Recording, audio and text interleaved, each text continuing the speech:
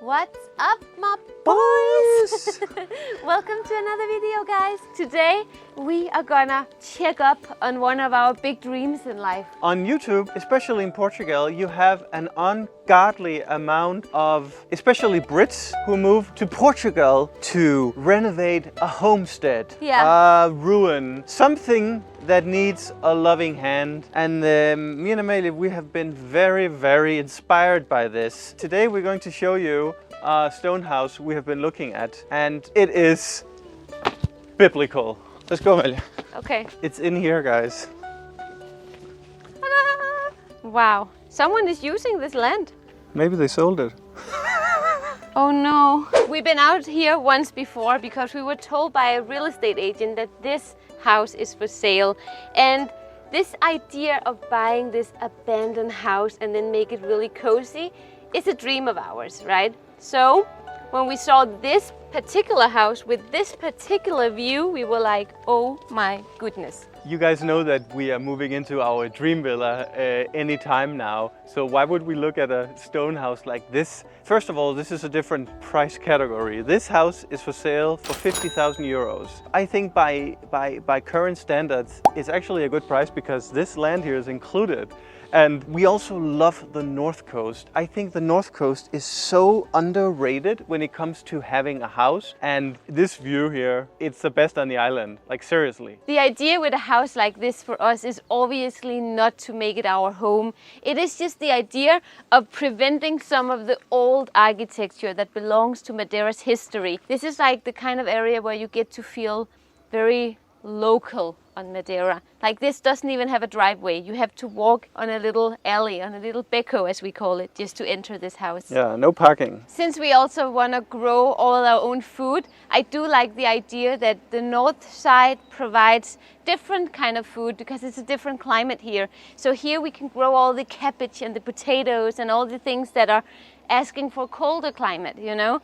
And likes more shadow, because in our Ciudad Villa we have all the summery tropical fruits, and here we could have all the roots and stuff like that. Having projects like these it's batata doce, couve, carne. Having a project like this is not just about renovating something, it's also about giving myself a challenge because I have 10 thumbs. I can't build anything. I can sit on the computer on my fat ass all day long and edit a video. Which you're good at. I would love to make a stone house like this, me and Amelia's project, where we do the hard work. Obviously, we need to find someone who can guide us and help us because we don't want to put a lot of money into materials and stuff and then we ruin everything because we don't know what we're doing. But I think giving ourselves this task would be so much fun and so much stress. I agree. But Amelia, come inside. So the stone house is 55 square meters. This is the basement. And obviously Amelia, she's the interior designer. So isn't this a dream project for you in many ways, Amelia? You know, how can you take advantage of such a small house, but still make it livable? Because honestly, there's plenty of room because the bathroom will be a separate little building. We'll show you afterwards. But Amelia, what would you do here? I think this should be the master suite actually. And I actually think that you could fit a nice bathroom here and then do the piping up against here because the kitchen is up there. So you could have like a bathroom and a master suite here. And then another bathroom upstairs in the barbecue area. Yes, exactly, like a toilet. Ideally, I would probably see if we could make the window a little bit bigger. But I wonder if this stone here, I mean, how do you isolate this? Because you also want to maintain it, you know? The problem with this particular stone house is that there is zero isolation. This is literally all there is only stones. It would be a shame if we couldn't see the beautiful stones from inside. But at the same time, you could just make an art piece that would be like one feature wall of the stone, and then you could put isolation and plaster on the rest. If we are going to do this project, we need a few of you guys to help us, and we will pay you. But you have to work hard and teach us. One of the things that we will have to accept is that it is very close to the neighbors. And we just talked with an old lady who claims that the whole thing belongs to one house, the whole garden.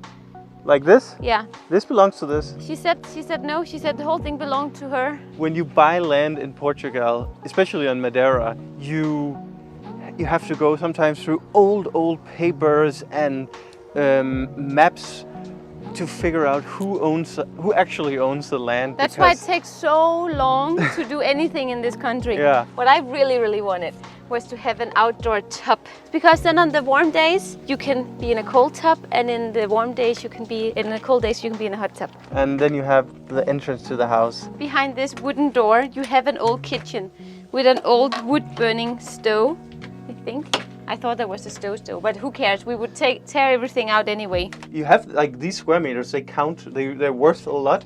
So one of my ideas was maybe you could combine this room here with the neighbor room. Yeah. So imagine you have this room and then you have Then this. you open up and then you have like the kitchen area, because then you also get the morning sun. The morning sun. Oh, kitchen! I completely forgot the kitchen. This is the kitchen. Yeah, but would you have the kitchen here? Yes, I would combine these two rooms, and then I would have a kitchen, and then maybe on this wall I would have like a tiny bathroom. Can you imagine if we actually did it ourselves? I think that would make it so much more rewarding than just having someone do it. Unless it falls apart while we're trying to fix it. I kind of like the idea of having maybe like a greenhouse, like there's just glass here, like a old cottage kind of framework, you know. And then you have it here and on the top. And then when you enter the house, you actually enter it here, and then you go inside this greenhouse. So this is where you grow all the vegetable and stuff. Look at this. Oh, that's where the wood burning That's oven where the is. wood burn. Oh, We could cool. make like a fireplace, no? Yeah, definitely. That would be cool. Maybe Lara can walk on it, but We don't, definitely can't. we don't dare. No. But here you see, I mean, I think this looks so cool. I mean, there's amazing potential. And once the windows are opened up and the door and everything. It's a lot of work, like isolation-wise, electricity, plumbing, all that stuff is gonna be pretty tough. One of the main problems with the north side is that it's a long drive. It took us 1 hour to get here from Funchal, so that's 2 hours of commuting. So imagine that you have to bring workers here every day, and it's a lot of transportation, it's a lot of like materials, all this. It's super expensive to build on the north side because of the logistics. So we talked with our friend who's behind our villas. He says that a house like this, if we want to make it top notch, but you know, maintaining everything, we would have to put down 150,000, 200,000 euros, which is definitely crazy money compared to what it is. But if you take advantage of everything here, I think you could bump it up to maybe 70 square meters. Epic potential. Imagine having like a little covered area in this side with an outdoor kitchen, so that you are like living outside in the summer basically, and then just everything that is green is edible. All sorts of herbs and cabbages and vegetables, like everything around is edible, or flowers. Oh my god, a flower garden. Everything here would definitely be covered in a way that you can't see it, so it'll just be like an oasis. You open up the closet to Narnia, you know, and then you step into Narnia. I haven't seen that. What? You never saw Narnia? No? What is it? I love this view, Jon. This is so crazy. We can see Seychelles, we can see Ponta Delgada, we can see all the way to São Lourenço from here. And on a clear day, you can see Porto Santo as well. And also, this is where the sun rises in the summer. I can see a freaking whale. Really? Is it a family of whales? But they're going up and down. I see them and now. up, and they're moving from right to left. Wow. Are you understanding why this is a cool project? I love ideas like this. It's really a matter of resources. That's also why we're hesitant to do these projects, because the amount of effort you put into a house of this size versus a bigger house from a financial perspective, you know, like how much is this worth after we've bought it and put in, let's say 250,000 euros. How much can we sell it for? I know. You know, it's probably not going to be more than maybe 400 on a very good day. But it's not about money, guys. It's about passion. It's about where is our heart taking us. And I do like the idea of creating an Airbnb that we could use as our own escape as well. I don't even like the Airbnb idea. This is just going to be for us and family and friends. And imagine you're a Patreon, and then you could pick a tier where you would just get to stay here. Okay, that is pretty cool. Hmm? By the way, go connect with us on Patreon. We have a lot of exclusive content. We have new content coming up every single Sunday. And this Sunday, what is the video coming up? It's the best place to live in Portugal. We're going to go through the entire country. In our point of view. In our point of view. Yeah. But we know everything about Portugal. So But we know a lot. I'm hungry. We're so close to one of our favorite restaurants. Should we go there? This is definitely an up-and-coming neighborhood because they just renewed the road here. Ciao, amores! I was flying the drone and they were so nice. Mwah! They might be our new neighbors. And this is where we're going for lunch. This is literally one of my favorite places on the island. They are selling it. We know the owners. Maddie, what's going on here? Luckily we have a guide and we're gonna use our guide to find another place. Wow. We found a pretty good spot. Actually, we've been here before. But what do you guys think? Would you love to see the whole process of us with our own hands fixing an old stone house like this? With help from others, though. Yeah.